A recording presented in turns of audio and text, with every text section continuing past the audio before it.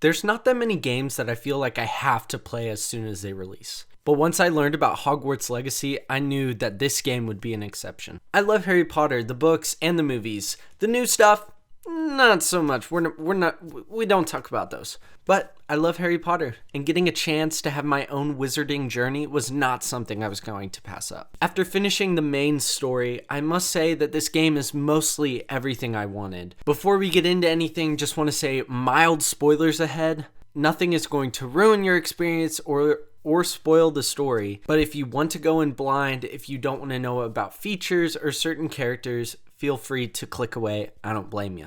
Also, I played on the PS5 version, and all gameplay you're seeing is recorded on the PS5. And at the time of this recording, I have played for about 22 hours. I've played enough to finish the main story, but I haven't completed the end game or gotten 100% yet. So just keep that in mind. If there are a couple critiques or there are a couple things that I talk about that may show up later, I haven't gotten that far yet. But now that we got all that jazz out of the way, let's get into it. In the game, you follow your witch or wizard as they begin their time at Hogwarts as a 5th year. The school assigns you a professor, which is Professor Fig, to help you get all caught up and prepared for your classes. And before you can even get to Hogwarts, you get attacked and taken to an unknown coastline. This leads to the discovery that your character has a unique ability to see ancient magic and use ancient magic. And you might be the key to discovering a lost magic hidden away for hundreds of years. During your time at Hogwarts, you learn new spells and abilities to harness your magical talents, while also trying to discover the secrets of the lost magic and get to it before it falls into the wrong hands. Now, the story's fine. I didn't find myself enjoying it as much as I hoped to. That was really what I was excited to get into, to see another story in the wizarding world, although this one kind of fell flat. It wasn't bad by any means, it wasn't great. I wish it felt bigger, like the wizarding world was at stake, that there was a real danger, an imminent threat that we must stop. I never really got that sense. And most of that had to do with the villains, Ranrock and Rookwood. Ranrock is the big bad of the game, and, well, not big bad.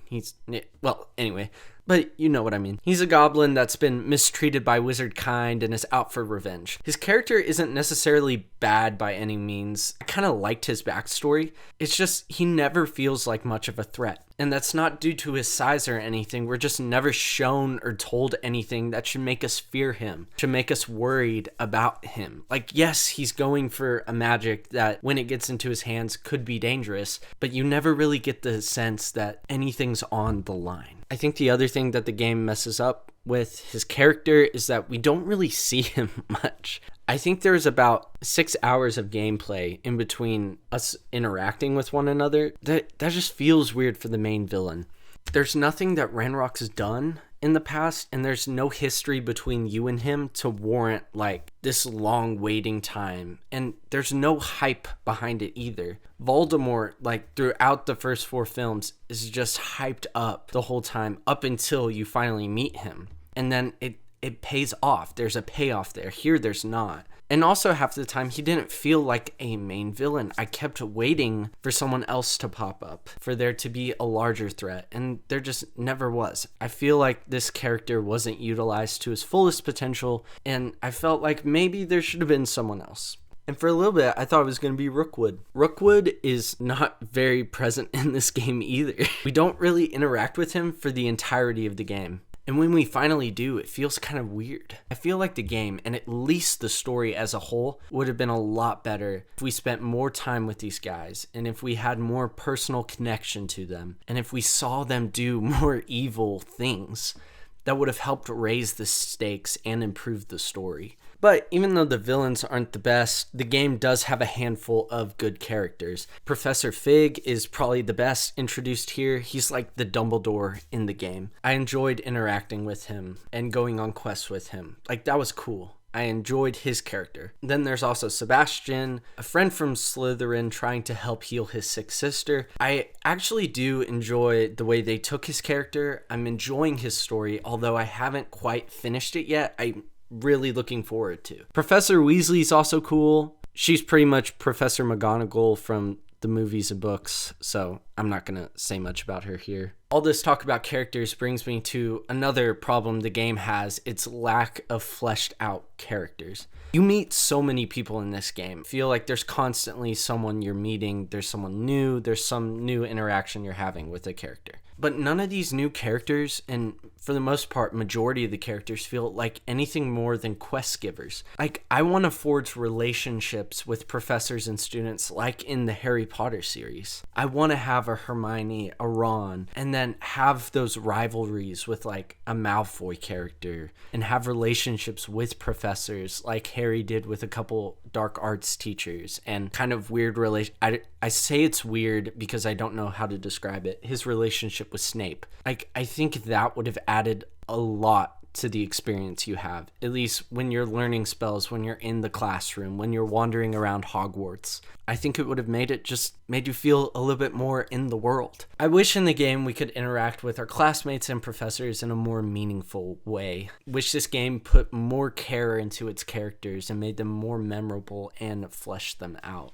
This game also doesn't give much meaning to the house you choose, which is kind of disappointing. Now, selecting a house was an awesome experience, but from what I can tell, the house you pick doesn't really matter. Now, I haven't played with a character from another house yet, but from what I've seen, there doesn't really seem to be a difference. It doesn't really change much of the game. I picked Hufflepuff, and besides the common room and a couple lines of dialogue while running around the world, that's all I really noticed. I wish there was a little bit more, and maybe there is in the endgame, or maybe I missed something. But if you noticed anything, let me know. I'm definitely not leaving it off the table. I didn't notice anything. Now, I feel like I've said a lot of bad things about the game. I've had a lot of critiques, but in reality, I've had a lot of fun with this game. The wizard experience in this game is awesome. I loved getting my wand from Ollivanders, riding a broom for the first time, taking classes, engaging in duels, and taking trips to Hogsmeade was all as magical as I wanted it to be. It's cool to visit iconic locations from the books and movies. It's a really fun time, especially as someone who loves Harry Potter. It's really cool to get to go through all of these things on your own. I'd say the only thing missing in terms of experiences was Diagon Alley. It's technically there, like you go to Gringotts and you technically start the game out there, but it's in a cutscene, so I'm not going to count it. I'd say that being absent as a playable space is a shame. Everything else is there. Everything else you want to be is there. I'd say the only experience that didn't live up to expectations would be flying. After a while, it just kind of gets boring. And it doesn't matter if you're on a broomstick or a beast. It's really simple and basic, and there's not much there to it. You really just go up and down and speed up. That's all you do. I found that the longer I played, the less and less I was flying around. I would just use fast travel.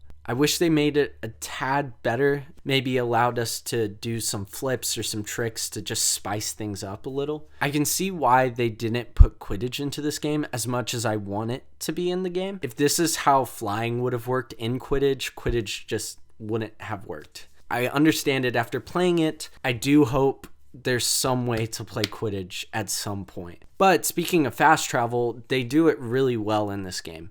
There are a ton of fast travel points throughout the game, which makes it really easy to get wherever you want in the world really fast. Hogsmeade to the opposite side of the map to Hogwarts is all very easy, and you can select certain classrooms. It's very quick and easy, and I really appreciated that, especially with how big this world is. This game is so much bigger than I expected it to be. But going into the game, I thought it was going to be Hogwarts, Hogsmeade, and the Forbidden Forest. I thought all of that was going to be open world, and then that was going to be it.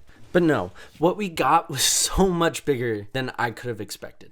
The map as a whole is huge, spanning not only the locations I just mentioned, but a ton of small villages and landmarks and layers and caves to explore. In the 22 hours that I played, I still haven't been to every location. The world's incredible. I was genuinely impressed. Although I really appreciate how big and vast the world is, I wasn't a huge fan of how much time we spent out in it and how little time actually took place in Hogwarts. Majority of the story and activities that you do takes place outside of Hogwarts Castle, which I found kind of weird considering that Hogwarts is in the name of the game. Because of this, I often felt like I was an Auror or something else.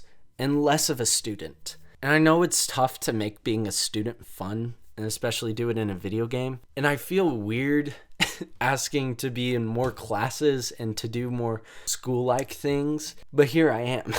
I never thought I'd be saying these things. I want more school. But I wish there was more at Hogwarts and more that made you feel like you were a student. This is probably just a personal gripe that I have. Although everything done with Hogwarts is great. Like the first classes you go to, I thought were done pretty well. The layout and just the way everything looks, just phenomenal. Absolutely awesome. The combat in this game, I also thought was handled very well. I was a little nervous going into the game, but glad to say that it's nothing to be nervous about. It's fun to get to learn and use new spells and to create and discover different combos. And I feel like with how many spells there are, although they're not a ton, there's enough be able to use different ones to spice up the combat if you ever get sick of using the same old spells. I will say though, there aren't that many enemy types, which I don't blame them. I don't know what else you could have added in here. Maybe Dementors. Maybe they're in later. I don't know. But there aren't too many different enemies to fight, which is fine.